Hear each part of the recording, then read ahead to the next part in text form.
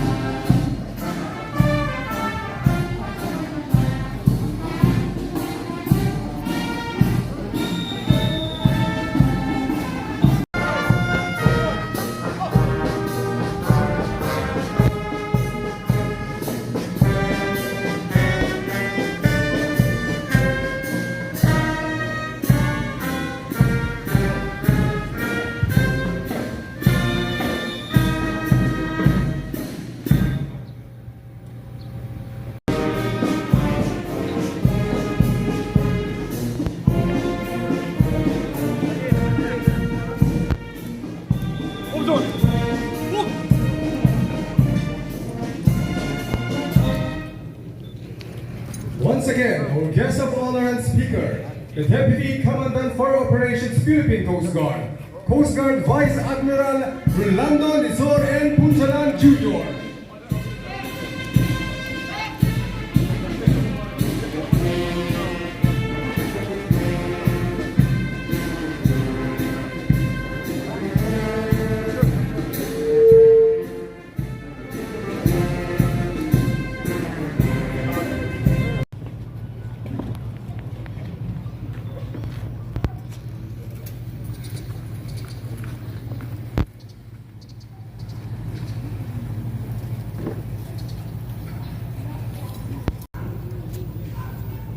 Coast Guard District Bicol.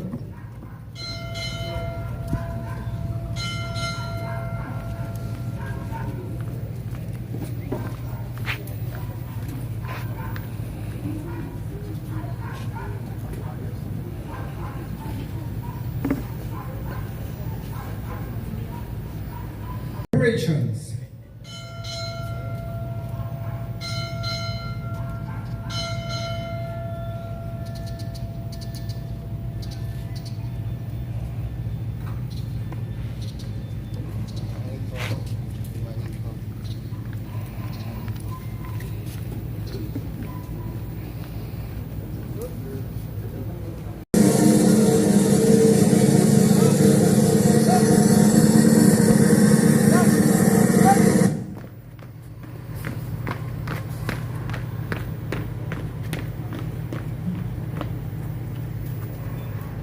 Please remain standing for the invocation.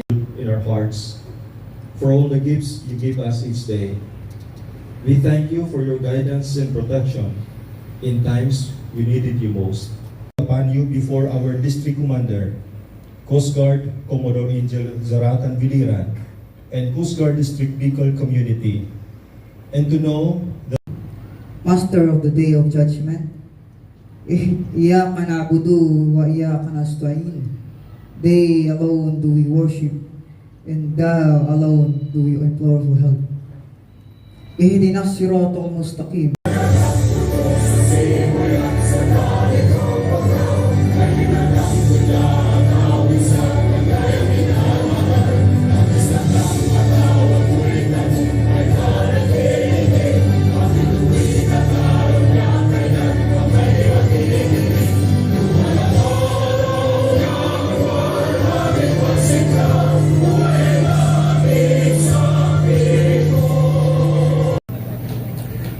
our former DC Commander, Commodore Giovanni Bergantin, sir. Good morning, sir. District to give justice to my people as a recognition of their efforts, sir, and untiring service to the people of Bicol region, sir, and of course, sir, to really recognize their untiring service in making our district a very pleasant and beautiful district, sir. Major responsibility as Commander Coast Guard District Bicol from 24 March 2022 to 25 October 2022, imbued with professionalism.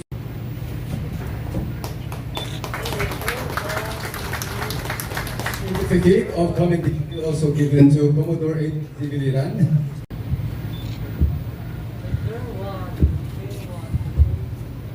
Thank you very much.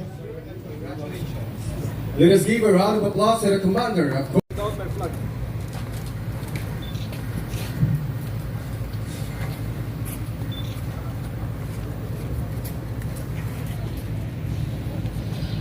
The custom of holding down of the personal flag in the headquarters of the unit symbolizes the termination of the duties and responsibilities of the outgoing commander. It is broken at the masthead at the moment he assumes command and remains there night and day. To be held down only when he is relieved from the command. This will signal the end of his authority to exercise command over the unit.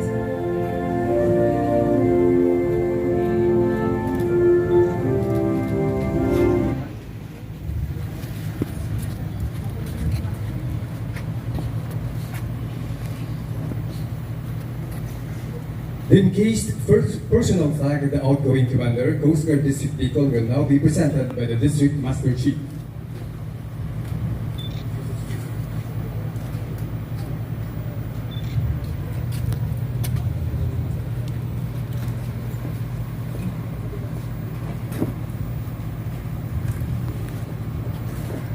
At this point, Coast Guard Commodore Angel Z. Biliran will now pronounce his readiness to relinquish his command.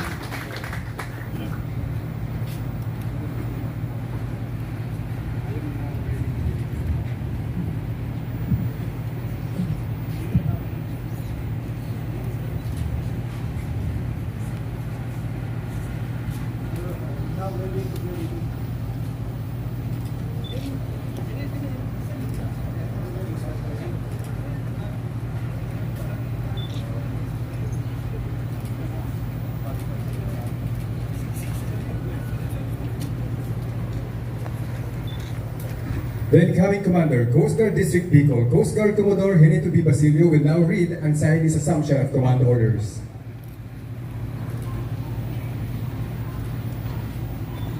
Headquarters, Coast Guard District Bicol, General Orders number 176, Assumption of Command. Pursuant to Section 2, General Order number 618, National Headquarters, Philippine Coastguard, dated 24 August 2022, I hereby assume command as Commander of Coast Guard District Bicol effective this date, and I sign in your presence. Commodore Biliran, sir, I am now ready to relieve you. We shall now witness the Coast Guard District Bicol change of command rights, to be presided by the Deputy Commandant for Operations, Philippine Coast Guard Vice Admiral Rolando Lizar and Punsalan Jr., sir, to be followed by the handover of the command symbol. The outgoing commander, Coast Guard District Bicol, hands over the district standard to the presiding officer.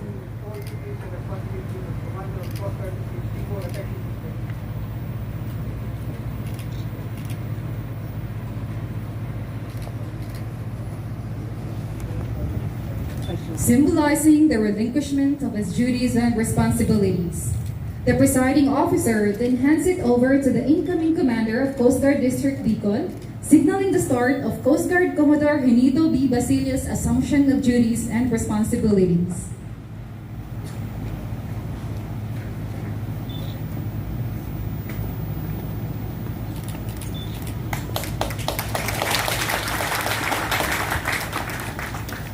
Ladies and gentlemen, a rite of passage has just been concluded. Let us give a warm applause. At this point, First of all, I just would like to acknowledge the presence of many inspiring people, important people who gathered here today to witness my turnover of command. Sir, let me break some protocol, sir, by first acknowledging my family, sir. Of course, my partner, my legal advisor, sir, my ever supportive wife, Attorney Maria Pilita Dotado Biliran, sir. My son, Daniel Hannes Sayon de Biliran. Of course, our daughter, Samantha Abigail Biliran. And Francine Luis de Biliran.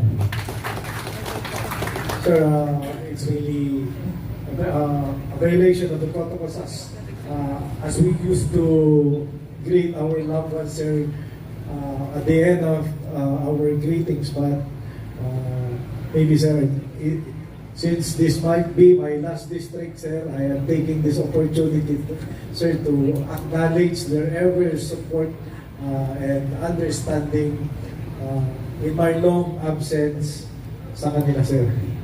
Of course, sir, let me also acknowledge, of course, our guests of honor who will be introduced properly later.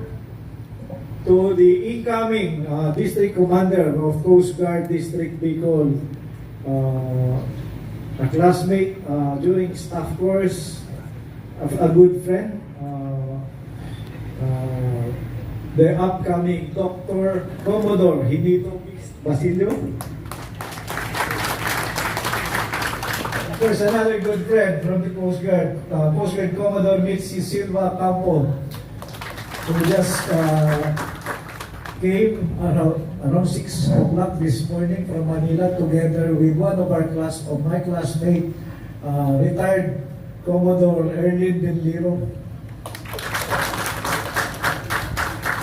Of course, not to forget my predecessor, the ever young-looking and indefatigable Rear Admiral, retired Giovanni Bergantin, sir.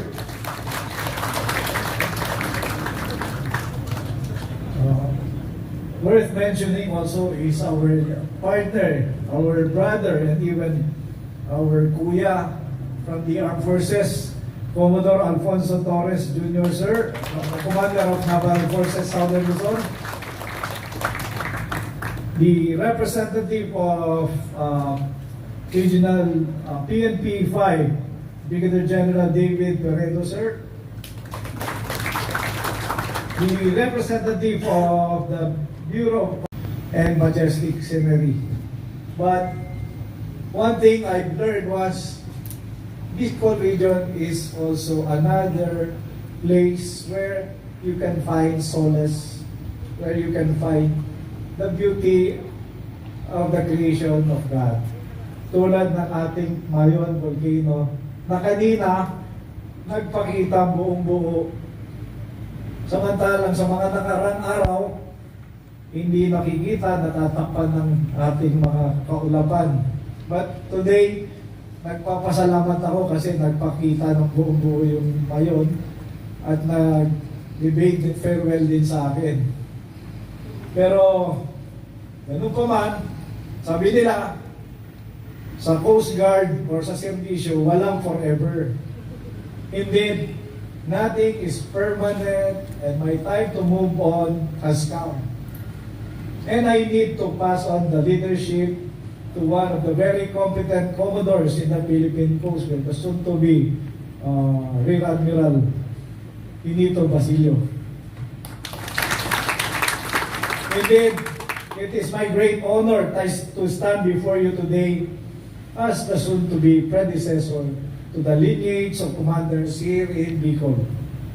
I want first to thank the Lord for all the wisdom, knowledge, blessings, and guidance He has given me to overcome the many challenges we had faced here in Coast Guard District Bicol. As shown in my lengthy commander's report earlier, we have accomplished so much in just a short time. With your indulgence, sir, allow me again to highlight some of the first-time experience and other notable accomplishments with the support of my Coast Guard District Bicol team. Upon my assumption, the top priority I have worked on here was making sure that our stakeholders are having the best Coast Guard service. Thus, the facilitation of the first ever maritime stakeholders meetings held in all 6 provinces in the region was undertaken. I am glad that we have gathered and united different agencies, LGUs, and other stakeholders with the aim of providing a safe, clean, and secure maritime environment within the Bicol region. I am also pleased, sir, to have pioneered the breakfast with the commander to this district, allowing personnel and officers to join me, mingling with each other over a hearty meal, getting to know more about the district's personal background, challenges, and predicaments, which have been proven to help me improve in my decision making. Likewise, the first ever gathering of motorcycle enthusiasts initiated by Coast Guard District Bicol during the fundraising activity Ride for a Cause. Together we ride, together we help. Painting smiles on the faces of less fortunate students of Mabilit Elementary School. Again, the first ever blooming of the cross during the Easter celebration, and conceptualization of the Solidarity Wall being the symbol of unity and strength of all of us here in the midst of our diverse backgrounds, personality differences, divergence in beliefs, and adversities. The most notable endeavor is the first ever joint project of the PCGA Bicol for the construction of a multi-purpose building in which we have already established the foundations with the help of our very supportive PCGA members and from our Honorable Governor Noel Irosal, together with the other members of the PCGA District Bicol. This building stands for the strong bond between the PCG and the PCGA Bicol. Upon completion, this project will be a symbol and testament of the powerful partnership and collaboration of Coast Guard District Bicol and Coast Guard Auxiliary District Bicol, worthy to be emulated by other Coast Guard districts. Likewise, our efforts in the speedy release and repatriation of the Indonesian crew of MV Sky Fortune after long agonizing months of being stranded at the waters of Albay Bay was also a significant accomplishment. I commend the selfless efforts of every agency concerned in this successful endeavor.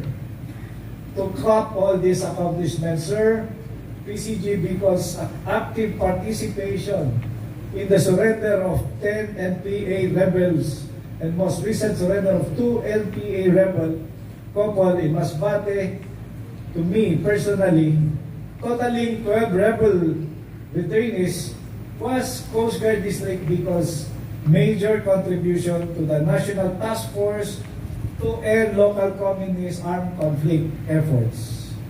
With all these achievements, sir, allow me to give due recognition and express my heartfelt gratitude first to our Almighty God for His faithfulness, unending grace, and mercy, sparing our district from any typhoons, destructive calamities during my 7-month term. To our Commandant, Coast Guard Admiral Artemio Abu, our Deputy Commandant for Operations, Coast Guard Rear Admiral Rolando Rizor Narapunsalan, the Deputy Commandant for Administration, Coast Guard Rear Admiral Ronnie Hildavan, and our Chief of Staff, Commodore Tito Alvin Andal. Thank you for entrusting me the helm of Bicol Region for 7 months. Of course, to my classmates, friends, and closest colleagues, Commodore Mitzi and Commodore Villero, retired, who graced the ceremony. Thank you for your genuine friendship, mga buddies. To my ever reliable Coast Guard District Bicol, the officers, my deputy, the Chief of Staff, station commanders, substation commanders, and Auckland unit commanders, thank you so much for accepting the challenge to steer our people. Your cooperation greatly contributed in keeping us in the right track and for making things a success. To the rest of the men and women of Coast Guard District Bicol, as well as Auckland units, of course, the non-uniform employees of Coast Guard District Bicol, it is with great pleasure, pride, and honor to have worked with you, my talented and diligent teammates. By simply looking around us right now, I am saddened and full of feeling of anxiety as I will be leaving a very, very memorable place. The friendship that was built, the friendship that was extended to me, sa mga partner agencies, of course, and to my kuyas in the PCGA who really give me encouragement and even fully supported my projects. Maraming salamat po. Thank you that despite your prodding na wag muna akong umalis, thank you that you have listened to me na hindi na po kayo pumapila. Dahil I believe God also has purpose why I am leaving Bicol. Maybe because it's time for me to be near my family. It's been quite a long time, 27 years that I have been away from my family, and being assigned in NCR will somehow give me the chance to be with them more often. And I just want to thank God also for giving me the opportunity to share His goodness and blessing sa buhay ko. Considering that siguro lahat naman kayo, you've known my kwento, my story of having died twice, but was resurrected twice. And I can only thank God and praise God for this life that I am living right now, kasi I am still standing by you. Thank you for the bonus days na ako'y namumulat, tumatayo at nagtatrabaho para sa ating bayan, para sa ating region, na Bicol region. And thank you also for listening to my stories and really acknowledging the Lord as our Lord and Savior, the most powerful of all. So again, before I close, thank you for all your support, your cooperation, your camaraderie, and the love that was extended to me as you have considered me one of your family. Maraming salamat po. Thank you for doing your part to keep our relationship in harmony. Again, to our partners, most especially to the Bicolanos, Bicolano friendship that you have extended. Thank you to our brothers in the armed service.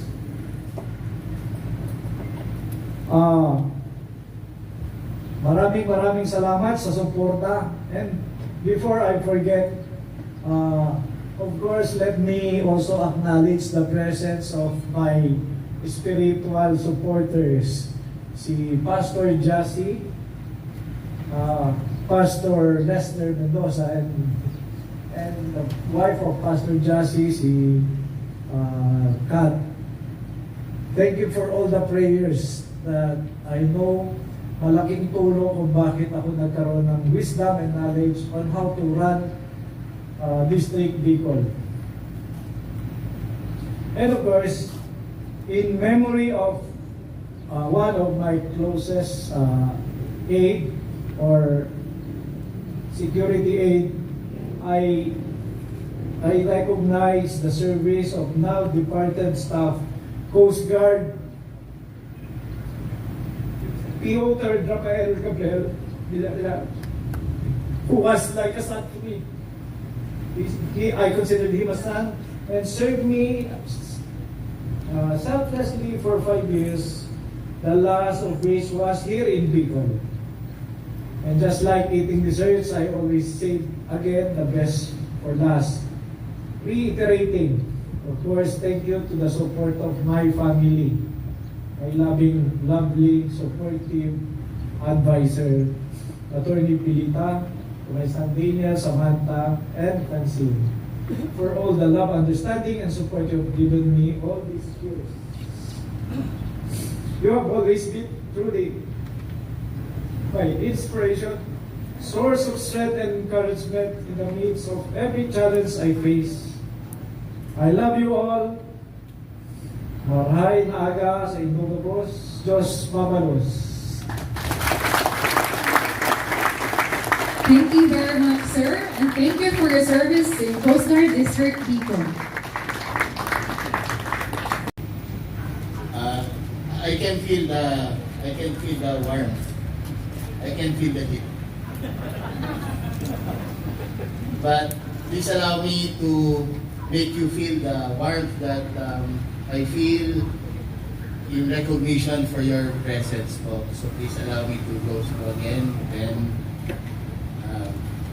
I just wish to do that, for you to join me, do the clapping for each and every person that I will be mentioning. It was purposely established to cater to the maritime safety needs of the Bicol region. It is the 9th Coast Guard District, and it coexists with menaces, challenges, hazards, both land and maritime domain. This regional district is graced with the presence of the majestic Mayon volcano. Ulit-ulit, we heard it quite a few times just now. And likewise, Mount Bulusan in Sorsogon. This keep our guards up and senses open 24/7. Today, we are gathered here to witness this rite of passage. Leadership from one exceptional leader to another exceptional leader. And, well, indeed, just like what was mentioned a while back by the outgoing Coast Guard District Commander of Bicol, change always happens. There's nothing constant. There's nothing constant. But the progress depends on what we do and how we manage it. So it's exactly what we did for the last 7 months. And under your helm, we witnessed very strong camaraderie in the district. This is 12 hours away from Manila, but what transpires here reaches our offices. And it was evident that you always aim for idyllic quality in rendering your service to our fellow Filipinos. So to you, Angel, May you continue your dedication and passion as we relentlessly uphold the mandates of the PCG. You have undoubtedly left in this district and with its officers, women and men, the mark of true teamwork. Palakpakan po natin si to the incoming district commander na kaibigan ko din. Actually, parehas sila They have common traits, hardworking, very passionate. Now, to the incoming district commander, Coast Guard Commodore Genito Bagorio Basilio, please be an instrument, continue being an instrument to sustain continuity towards the further development of Coast Guard District Bicol.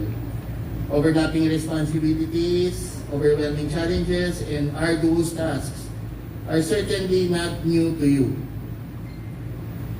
Having commanded not only your very recent regional district in Batangas, but just like what you described, a few more in 2 years. This is the beginning of a new milestone in your service to the PCG and the nation, and our Commandant, Admiral Art Manalo Abu, and PCG leadership, which I humbly represent, has full confidence in you, in your new role. So our Commandant, Coast Guard Admiral Abu, and yours truly, wishes both of you good luck. You in your new assignment as well, Angel, as the commander of the Security Border Patrol Protection Service under the Maritime Security Law Enforcement Command, and of course, Jim, his new assignment, Commodore Jim. And please just continue with passion and initiatives that you have been doing. And then Bicol is not only Mayon volcano and Mayon volcano, but very popular likewise is the chili pepper of Bicol. And it can be compared to how you carry yourselves with spice and with aroma. With spice and with aroma. Please may these parallelisms add a little inspiration also as you would continue. In addition, I would also like to commend, of course, on behalf of our Commandant, the men and women of the district, especially yung mga key officers din ninyo, like Commander Jeffrey Coriado, the Deputy Commander, Commander Ana Ray M. Naisod, the Chief of Staff and the Station Commanders who also became pillars. Certainly, hindi naman magiging successful without everybody up to the last mammal of this Coast Guard District people. Kung kaya, I will clap for all of you up to the last person.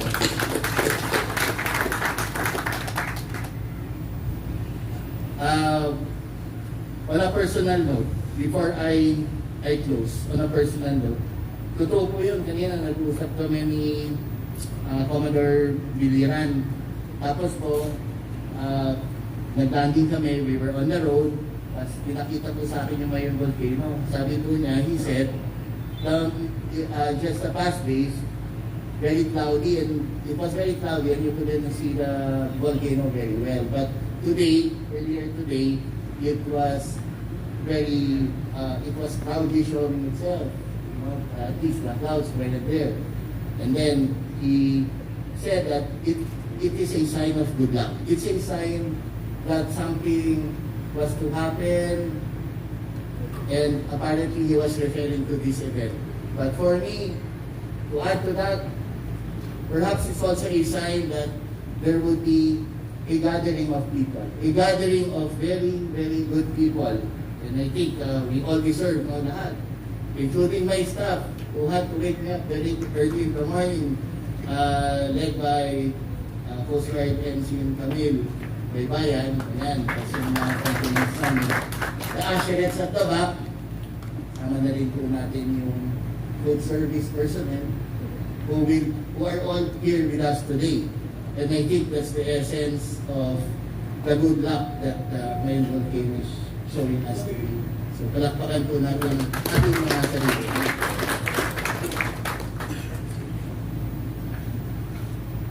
So in closing, I just wish to thank the stakeholders as well, of course. Kasi po, certainly, no, our partners in the government, stakeholders, the private sector, because if not for you all, then this success that we collectively and commonly share wouldn't be realized. Marami din po salamat sa inyo lahat, sa lahat po ng stakeholders and our partners. Lastly, maraming salamat po sa Diyos. Thank you, Lord, for this blessing of bringing us together. To thank Commodore Biliran as he would be moving to the next assignment, and to welcome Commodore Jean Basilio. And I wish him good luck for his new assignment. Mabuhay ang Coast Guard District Bicol, mabuhay ang Philippine Coast Guard, plus mabulas sa Indogos.